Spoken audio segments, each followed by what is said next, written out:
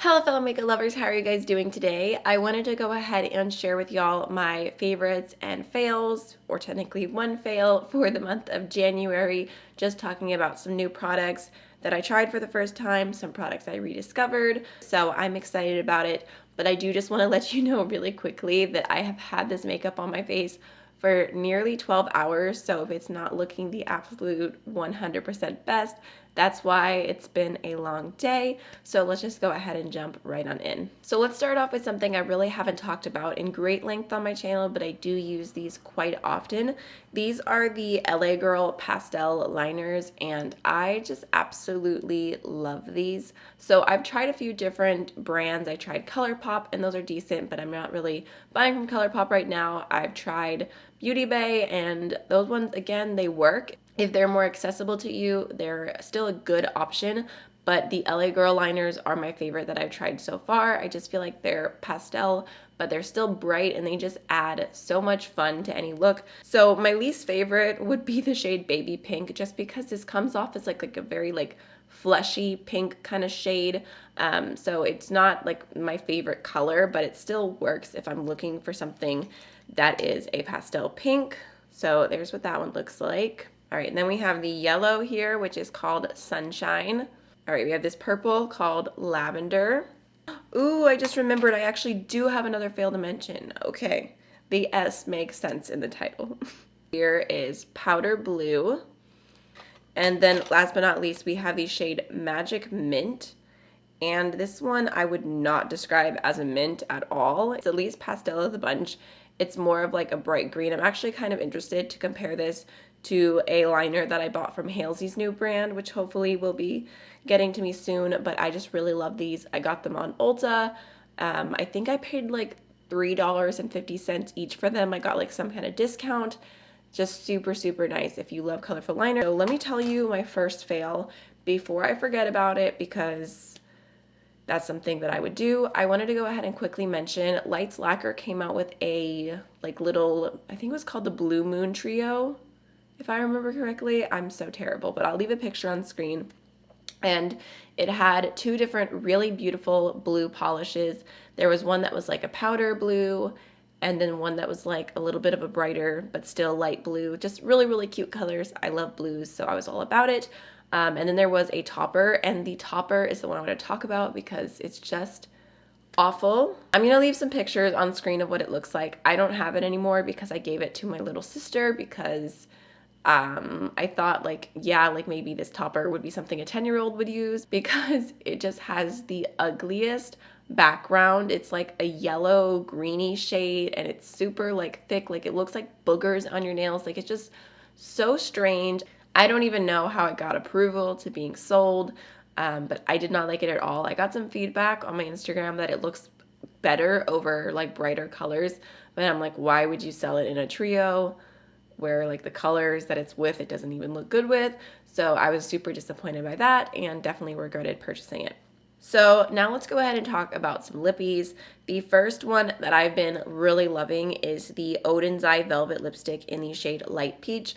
I've really been enjoying their lipsticks in general. I did a full review and lip swatch video with them in case you're curious to see more, but this is the color that's been my favorite and the real standout, because this velvet formula is just super, super nice, very comfortable. And as I said in my review, it reminds me of the Lisa Eldridge Velvet lipsticks, which are one of my favorite formulas ever. And I just really, really love this color. It's a beautiful, warm peach. I feel like it looks a lot more muted in the tube, but I just really, really love this lipstick. It kind of took me by surprise. I wasn't expecting to love it as much as I do, but it's definitely been a favorite, and I foresee it continuing to be a favorite. And then the other one that I'm actually wearing right now, this is the Rare Beauty Nearly Neutral Glossy Lip Balm, I believe is the official name. And I just really like this gloss. It's just one of those glosses that you don't have to think about it. It literally goes with everything. It just has a tiny little bit of a tint of a nude. It's pretty glossy. It's very comfortable. It's a thicker lip gloss, but it's not sticky. I've just been reaching for this a ton. I feel like it just goes with every look. And when it wears off, it doesn't leave my lips feeling dehydrated. So I've been really enjoying this. And I'm glad that I picked up this shade and this shade alone, because I've seen some other reviews that these are very sheer. These are very sheer. And From my understanding, there's not a whole ton of difference between the different colors, so I'm glad I went with this one. I bet those would actually be really, really cute together. I have not used this as a topper to lipsticks at all. I've just been using it on its own, so I'll have to try that next. But, oh my gosh, I can't close it. That's definitely been a favorite for the month of January. So it was really hard to decide what palettes to talk about because this last month I've tried some really, really great ones. The Nomad Iceland palette is absolutely beautiful. The Lunar Beauty Eternal Eclipse palette is such a beautiful neutral palette, but I always feel kind of weird putting palettes in my favorites because, I don't know, for some reason I put a lot of weight on things being like a favorite. So I just decided to go with my top palette for the month of January. This is the one that I'm obsessed with, can't get enough of, and that's going to be the Adept Cosmetics Plain Jane palette. I love this so, so much. Oh my goodness. So here's what it looks like. I have a first impression where I swatched all the shades, and then I also did a 3 looks video. The colors in here are beautiful and the formula is just amazing. It looks so metallic and sparkly on the lid. You don't need a glitter primer. It lasts all day for me. So before January was even over, I made an order from them with more of their shadows, and they're just so, so good. But if you were looking at this palette wondering if it's worth it, I really recommend it. I know that it is a little bit more on the expensive side because it's like $62, and I've read a bunch of comments that the international shipping is really high, which sucks. But for me, just breaking this down as like, oh, that's like around $6 per shadow, again, not including shipping, like I just feel like it's so, so worth it. The only shade I don't absolutely love is this one right here because it's not as sparkly. I've also done multiple looks with this palette off camera in my free time. Just, you know, I feel like that speaks a lot for me. It's like what I want to reach for even when the camera's off, when I'm just doing makeup for me. And it's this palette. I just really, really enjoy it. I'm just blown away. Even for as much hype as it has in like the indie beauty community, I still feel like it's underhyped, underrated, a hidden gem. Like I feel like there's so many people that if they just like touch these shadows, their life would be changed. Not to be dramatic. That was actually pretty dramatic. Okay, so let's go ahead and talk about bronzer, contour type products because I actually have a few to mention. 2 that are good mentions, 1 that's not. So I have been loving the Fenty Beauty Matchstick in the shade Amber. I feel like this is such a good color for me. I'm not even wearing bronzer right now. I'm so fake. But it's just such a good color for super fair skin. It's very cool toned and I feel like it just blends really, really beautifully. I like using it with a very dense brush, but it's just been my go-to because I've been doing a lot of like full cream routines where I don't use any powder. I'm using cream bronzer, cream contour, cream blush, cream highlight. So I'm glad that I'm able to still like get extra definition, even though I don't have any definition right now with this product. And it's really, really nice. I'm glad I don't have to reach for a powder for that because I just have been enjoying all the extra hydration. My skin definitely needs it. But when I have been reaching for a powder, I have really been liking the Divina Cosmetics Sandbar Bronzer. This is kind of funny because I've had it for a really long time. I've definitely mentioned it in favorites videos in the past, and I kind of just forgot about it. As you do sometimes, things just get neglected, but I recently was watching a live of the owner of Divina, and she talked about her bronzers, and I was like, yeah, I haven't used that in a while. So I pulled it back out and I just love it so, so much. So this is the shade Sandbar. It is the lightest shade that they offer. My one criticism for this product has always been that it's so hard to open, but here's what it looks like. And the reason I love this is because it's such a beautiful, I mean, it looks so pale there, but it's actually not. It's such a great like rosy kind of bronzer. It just has a really unique tone. I feel like I can kind of wear it as like blush and bronzer at the same time. I have neutral undertones, so I feel like I can pull to cooler shades or pull to warmer shades as long as they're not too far out on the spectrum and make it work. But if you do have fair skin and you feel like a lot of bronzers pull too orange or too warm on you, I think that this would be a really great option. I've just been really enjoying that. So the last one, and this pains me to say it because I was so excited about this product, but the color is just off for me, unfortunately. So a fail for me this month is going to be the Nessa Myricks Balm Contour, I believe is what this is called. It's the shade Light 1. So I don't mind the formula on this, and they do have a really amazing range all around. I think my problem is that the way it looks in real life looks different to me than the pictures that I saw in promo, because when I bought this, I thought that it was going to be a lot more cool toned. I thought it was a little bit lighter. I thought it was going to be something that would work for me.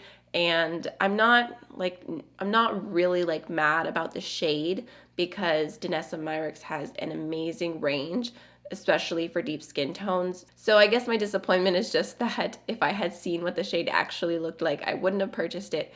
And I tried to make it work, and I just feel like the color is just too off for me. So I'll do a little swatch for you. It's just like a very like greeny olivey tone, and I tried using it as contour, did not like it.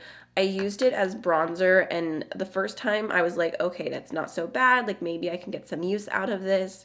But then I used it again, and I did not like the way that my base makeup looked. So there's what the color looks like. It's just not right for me. I'm really sad because I wanted to love that. I've loved nearly everything else that I've tried from Danessa Myricks, but that one was a fail. Okay, so I wanted to talk about some brushes really quickly, and these came into my life at like the very end of January, but I feel like it's not that hard to tell if a brush is a really good brush, so I'm just gonna throw them in because I've really been enjoying them.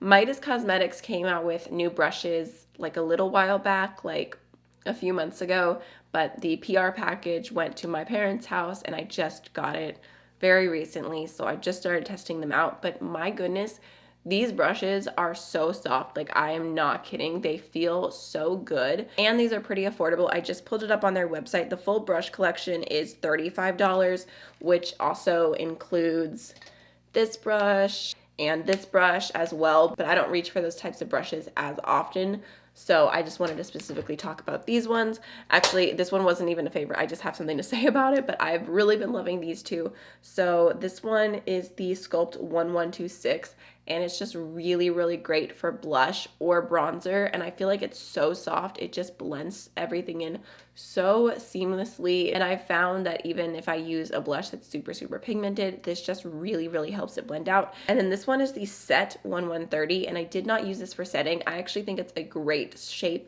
for bronzer, or you could use it for blush. And I just really, really like that one as well. Again, they're just super, super soft, and I've just really enjoyed the way that they work with products. There's also a Highlight 1128 brush here, which I don't love this one as much because I feel like using it for setting powder, it's a little bit too big. Using it for highlight, it's just a little too big and wispy for me.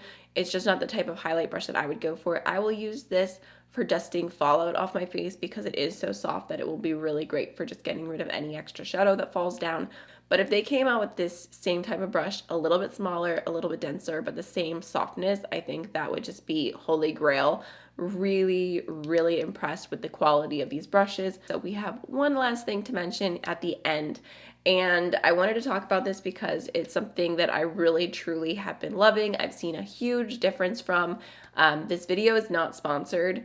I considered doing a sponsorship with this company, but I just decided that it wasn't exactly right for me, but I really do love the products, so I still want to talk about it and share it with you. So I recently tried Curology, and it was pretty like perfect timing because I want to say Bad to the Brow was talking about them, and I was like, you know what, I really should try them. Like, it just got in my mind, and I told myself, I was like, I'm gonna spend a little bit of time and look into that and try it, just because at the time I was breaking out a lot. I was doing all this different skincare and nothing was really making a huge difference. It was just really frustrating. So literally like the next day I got an email from Curology asking me if I wanted to try out their system, and I was like, perfect timing, because last week I would have said no, but this week I will say yes. Just because I say no to a lot of things that come into my email, it's honestly overwhelming, but I am so, so glad that I tried out Curology. So if you haven't heard of Curology before, it's basically prescription skincare, and you take a survey about all your skin concerns, you send pictures of your acne, different angles, and just explain what you, or even, it doesn't even have to be acne. It could be that you have dark spots or dryness or whatever it is that you're trying to correct. And then there's a provider who makes the prescription, which is what's in this bottle here. I don't use this every night. I use it like every other night. Like, I'll use it like twice, skip a day, maybe twice again, and I kind of go back and forth just because my skin's a little bit more dry and sensitive. I haven't had any sensitivities to this, but that's kind of just how I've been rolling with it. I also have a cleanser and a moisturizer, which I really like because these are super gentle, basic, unfragranced, like they just get the job done kind of products. And this has basically been my skincare routine for months now. I can't remember the day that I started it exactly, but I'll try and leave it on screen. And it took a few weeks, like maybe like 5 or 6 weeks before I started seeing results. But my skin, I mean, I have like a little bit of acne, but it is so much better. My forehead used to have so many little clogged pores and like just like tiny bumps all over. That was my biggest issue. I really like this. It's just super simple. I've seen a huge difference in my skin, and I honestly, truly recommend you trying it out if it's something that you've been thinking of and you just want to give it a chance, because I'm really glad that I did. I know Curology is very heavily sponsored on YouTube, and I know that I was sent it, but after knowing what I know now and going through the experience, I would pay for it myself, no issues, and I plan to pay for it myself and continue it in the future. So those were my favorites and fails for the month of January. I really hope you enjoyed this video. I would love to know what you've been loving or hating, and I will see you in the next one. Bye.